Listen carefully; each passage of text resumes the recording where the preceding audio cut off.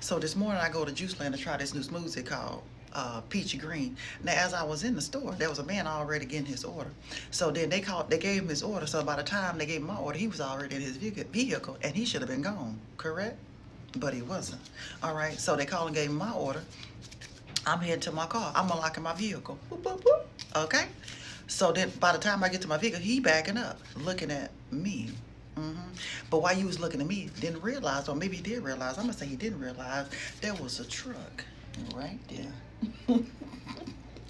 Right there. Okay. Now you looking forward, and you should have been looking back. And I know that Mercedes Benz, the hatchback, for sure at that, had a backup camera. But you weren't looking at the backup camera, because if you did, you would not have banged the back of that banged the back of that truck. So there ain't no doubt you was looking at me, because if you weren't looking at me, you wouldn't have hit that truck. All right, smashed the back. Now the truck didn't have no damage. Okay, but your Mercedes Benz hatchback at that had some good damage on the back of that. Okay, I mean he was on top of the bumper. Okay, see that's what you get looking at somebody else's bumper when you should have been paying attention to that bumper.